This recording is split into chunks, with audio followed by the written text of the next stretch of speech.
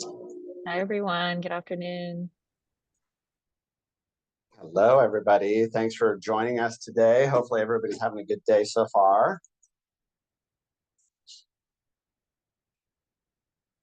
I think we're just going to give a couple of minutes for folks to show up so that we can share all of this information, answer any questions. I don't think we anticipate that it's going to take until 2 o'clock, but we do have that time scheduled for you all if there's any specific questions. And of course, we will follow up with any questions that we can answer after this meeting ends too.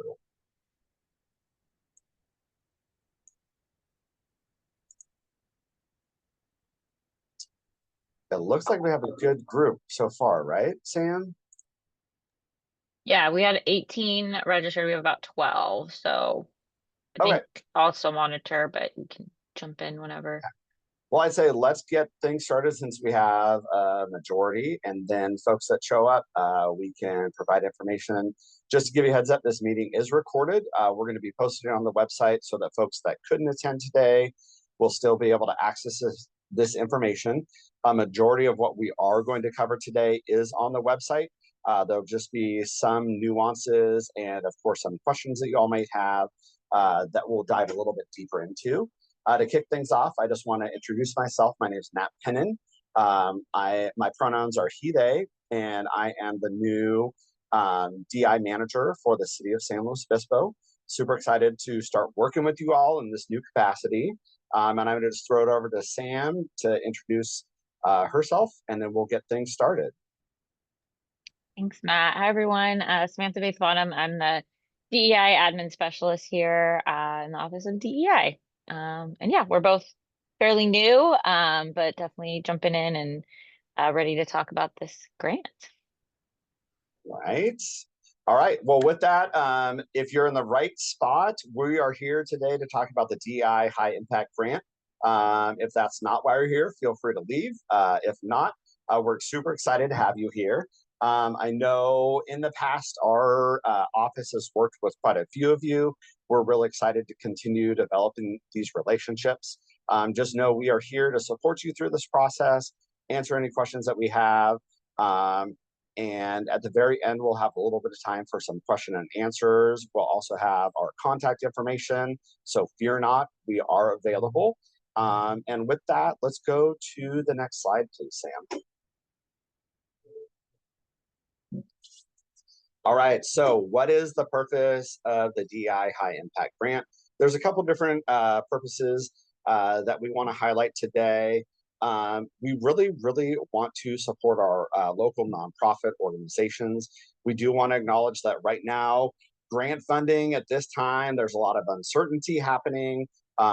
So we, as the Office of DI, the City of San Luis Obispo, want to acknowledge that and also help you through this process because we know you're dealing with some unprecedented challenges. For this grant specifically, we really want to dive in and look at how do we create a greater sense of belonging for all people within the community of San Luis Obispo, and specifically the city of San Luis Obispo. This grant, we really want to uplift and support local projects, programs, initiatives. We want you to be really creative and innovative when it comes to our DI High Impact Grant, which is very different than our Human Services Grant that is really focused on folks that are experiencing homelessness, preventing homelessness. This grant is a little bit more in that creative realm. So think big, think broad, come at it with a very different lens, but one that is focused on how do we create a welcoming San Luis Obispo, an inclusive San Luis Obispo, an equitable San Luis Obispo.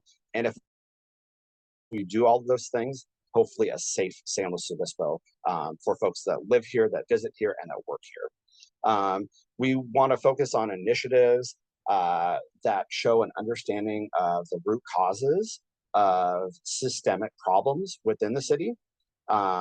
We are really focused on demonstrating measurable outcomes. So you're going to see with Sam and I, we're taking a little bit different approach than our predecessors. We are looking at the implementation, so the very beginning of the process, providing you all with a lot of support and resources and our experience and expertise. And then on the back end, with the mid-year reports and the end-of-year reports, we're going to be diving into that data and really using that to guide the work that we're doing within the office, the interactions, collaborations that we have with all of you and the rest of the community. Anything that you want to add in regards to what I said, Sam? All right, cool. Let's go on to the next slide. So funding priorities, these are essentially the same as the last year, but we want to focus on advancing and implementing diversity, equity, and inclusion. Like I said, through innovative practices, we really want to focus on narrowing those equity gaps and addressing, structural issues, systemic issues. I do want to highlight as we get into like the depths of this, you're going to hear us talking about these, specific equity gaps, but also we are going to be communicating and focusing on that these programs need to be open to all residents within the city of San Luis Obispo. So we'll kind of talk about that in the future. I just want to start planting that seed so that everybody's really clear about what that looks like. In the past, we've had some of our grantees focus on affordable housing development and then access to housing.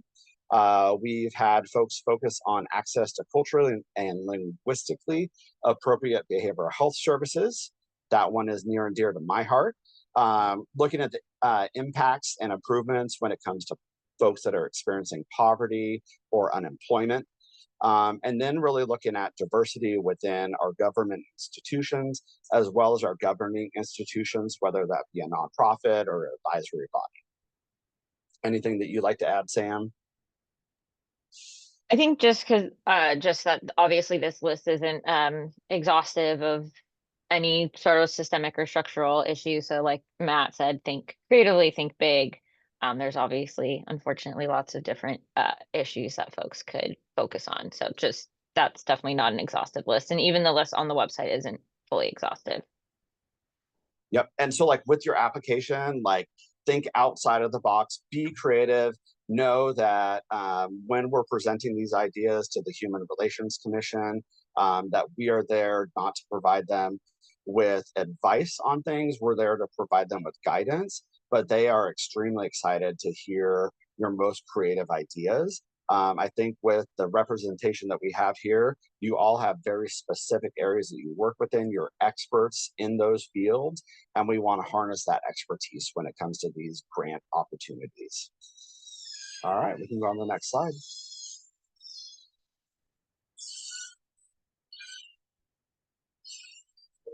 Can you see it? Next slide. There it is. Okay. So sorry, funding requirements. All right, so here's the fun part, right? What do you have to do to apply for the grant?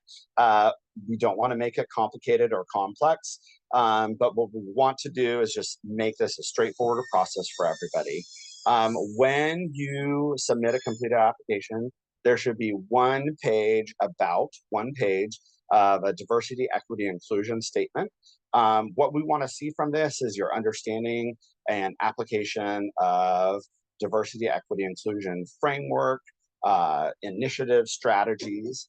We really want to see the language that you're using, how you're going to create a sense of belonging within the city of San Luis Obispo, and also open up access to everybody within our community. In the DI statement too, we, as you well know, are focused on diversity, equity, and inclusion. We know that those can be triggering terms at times because that has been co-opted, but we are really focused on our community. How do we make positive improvements? And I won't use the word changes, but I like to talk about evolution and the work that we're doing both collectively, and we're going to talk about that too. We encourage and honor everybody partnering together in this process. We'll talk a little bit more about what that means later on. There should be one page that details the budget for the project or program that you're going to be proposing. Hopefully everybody has an organizational chart, just to give us an idea of the structure of your organization, your nonprofit, and then a document that just clarifies that you are a 501c3. Did I cover it all, Sam? I see you nodding. All right, good. All right, funding criteria. There's been a few updates that we want to make you aware of. You do have to be a registered 501c3 in order to apply for the grant. It doesn't exclude folks that are maybe a 501c4. They just have to do a partner application. So just be aware of that. You need to have been operating locally at least for the last 2 years. But this can also include, if you're looking at a specific project, program, or initiative, it doesn't have to have been operating for the last 2 years. It could be a new innovative idea that you're looking at rolling out. Here are some of the new changes that we have. So 100% of the funding activities must occur within the city of San Luis Obispo. And that is going to be a requirement for all of our grants moving forward, to make sure that the residents, the city of San Luis Obispo, is maintaining it. As funding sources dry up, we are really focused on how we are using the dollars from our general fund within the city and making sure that they're impacting our city of San Luis Obispo residents. So then the next part of that is funding activities must primarily serve the residents, the city residents. So we don't expect you to be IDing folks, but we're hoping that when these activities are occurring within the city of San Luis Obispo, that is then primarily impacting the residents within our city. Funding proposals must show measurable impacts and successes. Like I highlighted before, new and creative approaches are highly, highly encouraged. So the measurable impacts and successes are what we're looking for in that mid-year report, as well as in that end-of-year report. I just want to mention too that you will be assigned a human relations commissioner who will be your liaison. So they make that decision on who it is based on either the connection that they have or their area of expertise. And we'll do a notification to each of you, connecting you with that commissioner. When we're talking about single applicants and the request, the minimum request is $5,000. The maximum is $20,000. Now, if you're looking at partnership, there is no minimum, but then the maximum will increase to $40,000. I just want to remind everybody we have $150,000 for this grant fund. So just know, we want to be able to fund everybody if we can, but that typically is not possible. So just be creative with this, be strategic with it. We are here to support you in that process. Anything you'd like to add, Sam? All right, we can go on to the next slide. All right, so we just wanted to talk a little bit specifically about partnership applications. That's an application or collaboration between 2 or more organizations. Like I said, they're welcome. They're definitely encouraged. I think there's a huge benefit where you're able to apply for a larger amount. And then you also have, the workflow that you're working on divided amongst 2 organizations. To be eligible to apply in a partnership, the lead organization will need to be named, and they will need to be a 501c3. So this is where if you are a 501c4 or another type of entity, you can apply as long as you have that 501c3 as your fiscal agent and your partner. When it comes to our contract, everybody will have to sign and enter into that contract at an equal level. And our contracts team will work with you on that, as well as our office will work with you on that. I already talked about there's no minimum to request, but then the maximum is that $40,000. Anything you want to add, Sam? All right, next slide. A little bit of additional funding information, and I think this is important here. So a maximum of 1 grant award per organization per partnership application. So we've had questions in the past about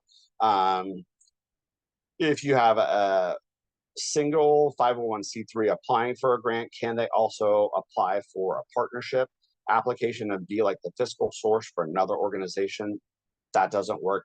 Double dipping, not going to work this time. When it comes to new or existing programs, initiatives, projects, we're excited about that, and it can be used for those. So going back to the requirement of being operating within the city for the last 2 years, but when it comes to your initiatives, programs, and ideas, those don't have to have had that 2-year time constraint to them. The funding may be used for one-time services. We'd like to see those services have a long-lasting impact. So if you are looking at something and it's only going to happen for 6 months, but you can prove through the reporting and the data that you're providing that it has a longer lasting impact, that's great. We want to see that. We want you to consider leveraging existing or other funding sources and kind of combine those two. I think that's something that everybody's looking at right now. How can we get the most out of collaboration for the long term? We're doing that right now in the city as well. The program and projects are going to start on January 1st, 2026. I think it's kind of crazy that we're already talking about the next year. You must execute that contract with the city prior to being awarded the funds. And must submit periodic reports. So that's going to be your mid-year report and then your end-of-year report. We have a whole timeline for those listed on the website. Also, we're going to be sharing that here in this presentation. And once you have been awarded, we will go over all that information with you yet again, so you're very clear on that. Anything that you want to add, Sam? Just that the contract that you will need to enter into and the reporting templates are on the website. So if you wanted to review what you'd be signing prior to applying, you can do so. It's also linked in the application itself. All right, next slide. So a few funding restrictions. Funds cannot be used for advancing campaigning, advocating, promoting, or highlighting political entities, ballot measures, initiatives, or candidates. They cannot be used for advancing, promoting, highlighting religious causes, entities, individuals, or activities. They also can't be used for disseminating religious information in any form. And funds cannot be used for profit or personal gain. I think all of these are very clear. We just have the obligation of making sure that we report this out to all of you on a realistic and frequent basis. All right, next slide. So some of the funding examples that we've seen in the past, but remember, these are not anything that you have to limit yourselves to with the DEI High Impact Grant. We're looking at creative, innovative ideas, thinking outside of the box. No idea is, a crazy idea. I think the biggest thing here is just the amount of funds that we're working with may not be something that we could do with the limitations that we have, but that's also why we're talking about looking at existing funds or other funds that you have so that we can be creative in the impact that we have within our communities. So here's the tricky part, and one that we just want to clarify with everybody is proposals may focus on specific underserved or underrepresented communities within the city of San Luis Obispo. However, all projects, applications, services, concepts must provide access to the entire community at large. So essentially, any of these cannot exclude a group. They need to be inclusive of everybody, but they can focus on specific underserved, underrepresented communities. This is the day and age that we're operating in, so we're really looking at how do we navigate the challenges of grant funding and also identifying historically marginalized groups and making sure that we have a positive impact on those groups. A few things that we've seen in the past: enhancing Spanish language services. Our historical society did some translation of some of their exhibits, expanding access to education and knowledge around social services programs in multiple different languages, creating cultural spaces for learning purposes, really focused on that belonging aspect within the city of San Luis Obispo. Sam, anything you want to add? I know you have a little bit more experience with some of the grant opportunities before I came on board? Nothing to add from that. I think you Cool. covered it. And just remember, it's not limited to these, but we just want to be very clear that we want to focus on underserved, underrepresented communities, but the programs have to be accessible to the entire community. All right, let's move on to the next slide. All right, so funding decisions. This is in relation to the Human Resources or Human Relations Advisory Body. They are going to be the ones that develop funding recommendations that then go forward to the City Council. The City Council will make the final decision on any of their funding recommendations. So they may make changes to those. Ideally, we would just have those recommendations go forward to City Council. They may have some questions and then they make an approval of those, but that may not be the case. Final funding recommendations are going to be presented to City Council in one of our November City Council meetings. And just highlighting the fact that the funding decisions are at the sole discretion of City Council. Proposals are going to be evaluated for meeting all of the funding area, funding criteria. We're also going to be looking at the potential success of the initiatives and programs that are being proposed to make a positive improvement within the city of San Luis Obispo. Anything you'd like to add, Sam? No, I mean and also just, yeah, the hope is November. That should work out, but you never know. So just keep that in mind. We are making a commitment to you all that we're going to do the best work in the Office of DI to adhere to this timeline. As you know, there's always complications in timelines, but our goal is to make sure that we adhere to these timelines. If your organization is chosen, when we send out that contract, the sooner you get that contract back to us, the sooner we will get it routed to our fiscal team, and then it will get back to you, and then funds will be distributed. So here's just our tentative timeline. Today we're at July 31st. We will have on August 7th some technical assistance hours between 1 and 4. Get a time slot. We want to be able to help you and assist you with that. If that time doesn't work for you, please reach out to us independently and we'd be happy to make other accommodations. The big date coming up right now is September 2nd at 5 p.m. That's when applications will close. One thing I do want to remind folks, and I think is it the next slide about the tips, is once you start the application, you need to complete it in one sitting because it will not save your progress. So I think that's one big thing that we just want to highlight to everybody.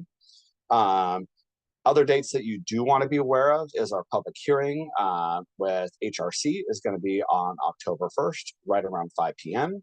We will definitely be sending everybody information on that so that you have that information.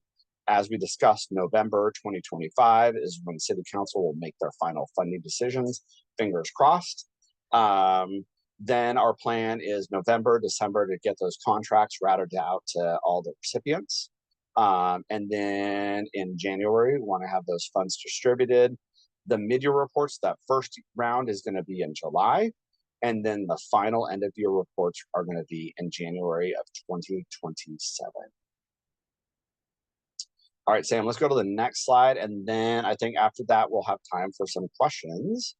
So like I mentioned, applications must be completed in one sitting. Our website does not save your progress. You can access the application and see all the questions before you actually complete the application. So hopefully that's a great thing for you all. If your proposal contains various sub-projects, we recommend that you separate a budget out for each of those sub-projects so that when our HRC is looking at your application, they can very clearly see how you're going to be using the funds, and that helps them adjust and make their recommendations. Please pay attention to the minimum dollar amount and other specific details Any applications that are submitted with errors will not move forward for review to the HRC.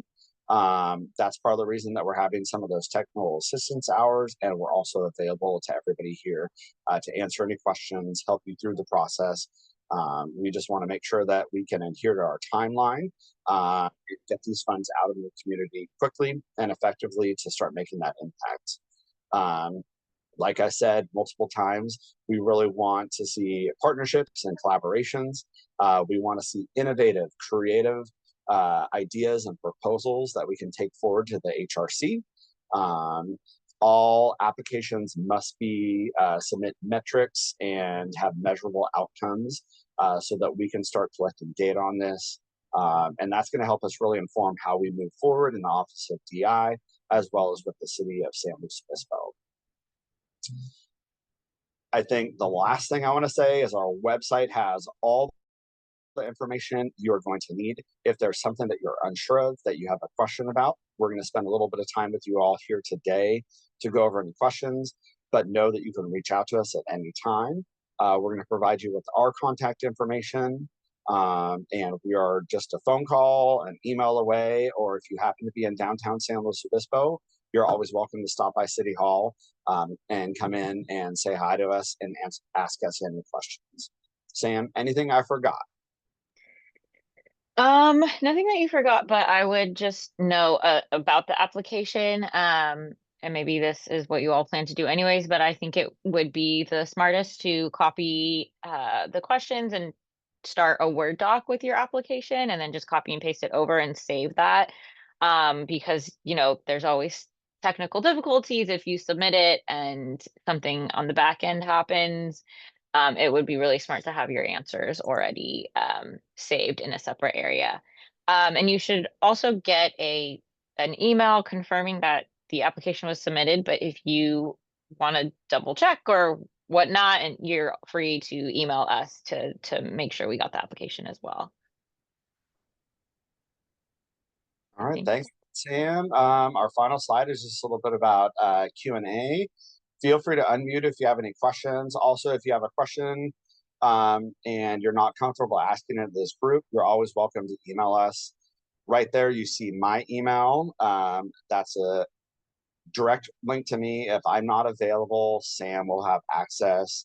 You can also use our DEI at slowcity.org email, and that goes to our small but mighty DEI team.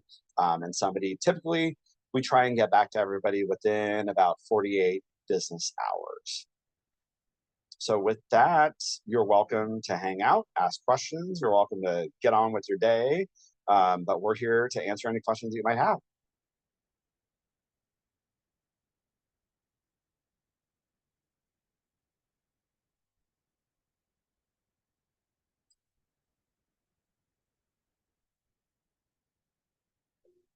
All right.